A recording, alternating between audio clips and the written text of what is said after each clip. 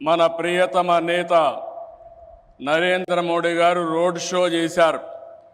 Road show అదిరింది, బ్రహ్మాండంగా జరిగింది.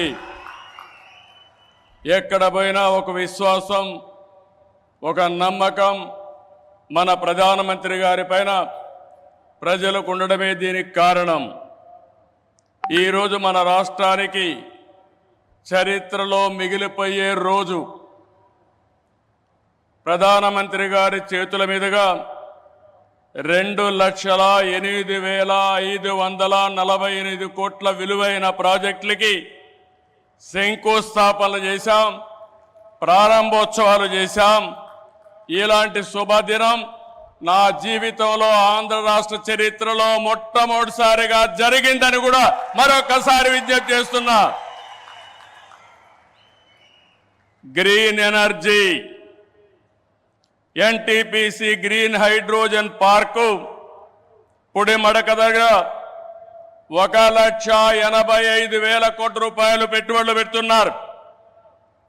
విశాఖపట్నం చిరకాల వాంఛ రైల్వే జోన్ 5 ఏళ్లు భూమి ఇవ్వకుండా కేంద్రం ఇవ్వాలన్నా ఇవ్వకపోతే 52 ఎకరాలు భూమి ఇచ్చి ప్రధానమంత్రి గారి ఆశీస్సులతో విశాఖపట్నం రైల్వే జోన్కు పనులు ప్రారంభమైనాయి. ఫార్మా రంగం ఈరోజు మీరు చూస్తే బల్క్ డ్రగ్ పార్క్ కోసం నక్కపల్లిలో 1,877 కోట్ల రూపాయలు పెట్టుబడులు పెడుతున్నాం. Chris city industrial area Krishnapatnam 2,300 కోట్ల రూపాయలతో పెట్టుబడులు పెడుతున్నాం. 7 రైల్వే ప్రాజెక్టులకు శంకుస్థాపన చేశాం. 6,177 కోట్ల రూపాయలు పెట్టుబడులు పెడుతున్నాం. 3 రైల్వే ప్రాజెక్టులు ప్రారంభం చేస్తున్నాం. 5,718 కోట్ల రూపాయలు ప్రాజెక్టులు ఈరోజు ప్రారంభమవుతున్నాయి.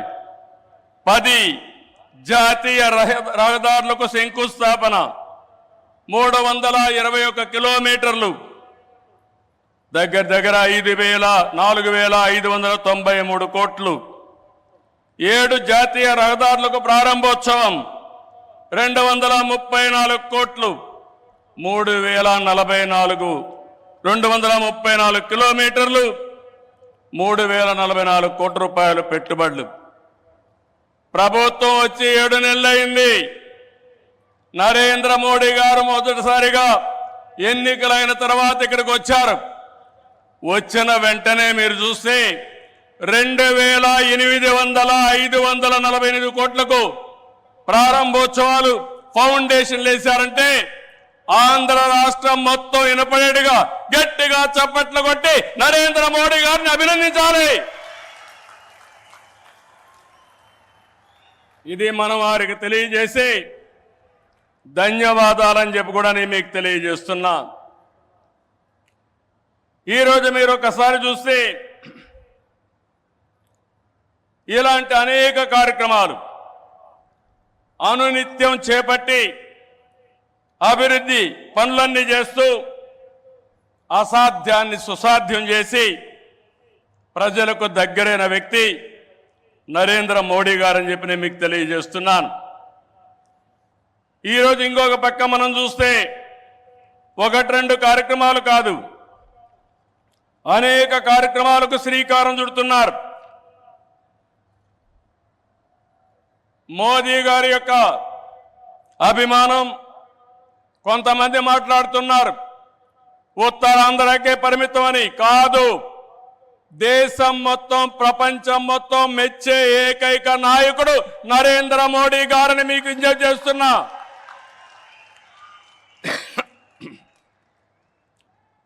మొన్న ఎన్నికల్లో చూశారు,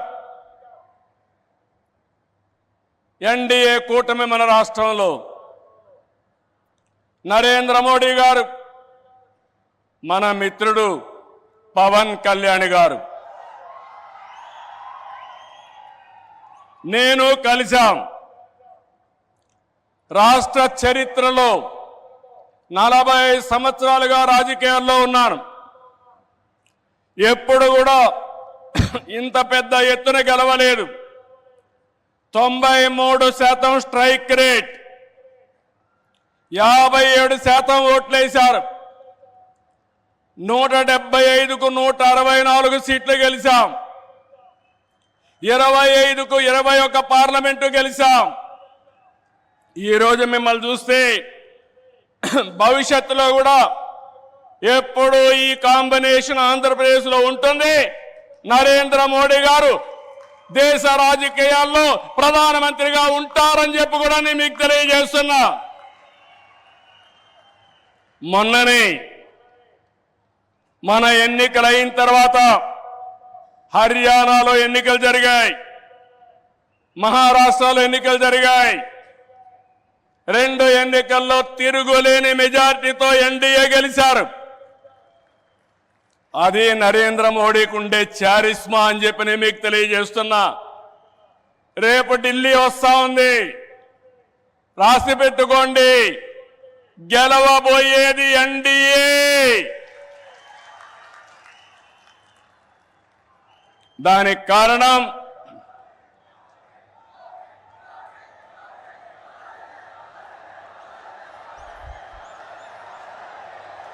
గుడ్, దేశం కోసం పనిచేస్తే ప్రజలందరూ ఆయనతో ఉంటారు. This is where I am appealing, sir. They are all with you. You are fighting for the nation, for the poor people. All people are with you. Show your hands. We are with Narendra Modi.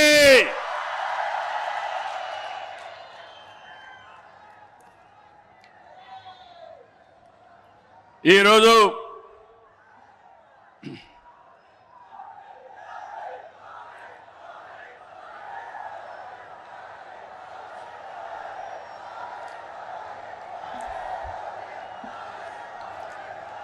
సంక్షేమం, అభివృద్ధి, సంస్కరణలు, సుపరిపాలన ఇవన్నిటితో నరేంద్ర మోడీ గారు దేశాన్ని ముందుకు తీసుకెళ్తున్నారు.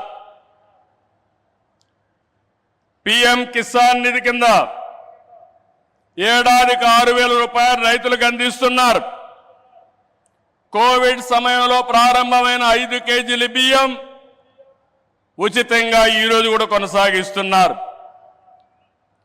దేశాన్ని బలమైన ఆర్థిక శక్తిగా మార్చడానికి make in India, startup India, skill India, digital India, Gati Shakti, Bharatmala వంటి ఉద్యమ కార్యక్రమాలతో దేశాన్ని ముందుకు తీసుకెళ్తున్నారు.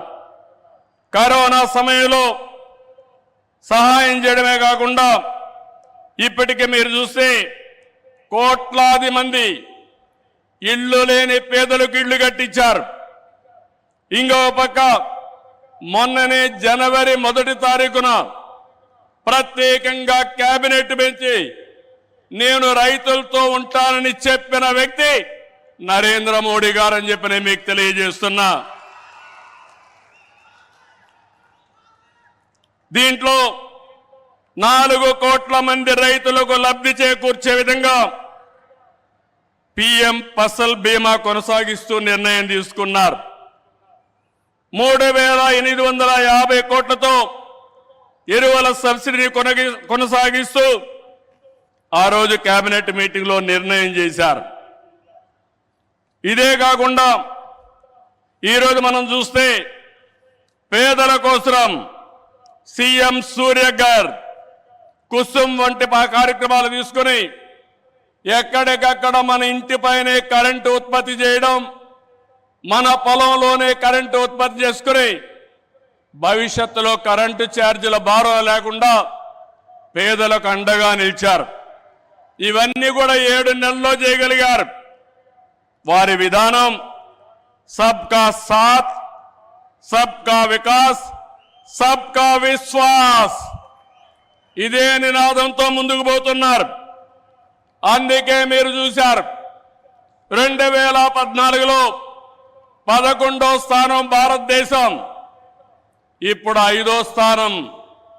2029కి 3వ స్థానానికి వస్తుంది.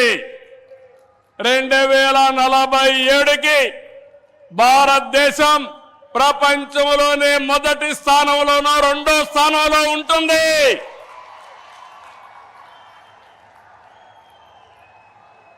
ఇది ఏరే వాళ్ళకు సాధ్యం కాదు, ఒక్క నరేంద్ర మోడీ గారికే సాధ్యం.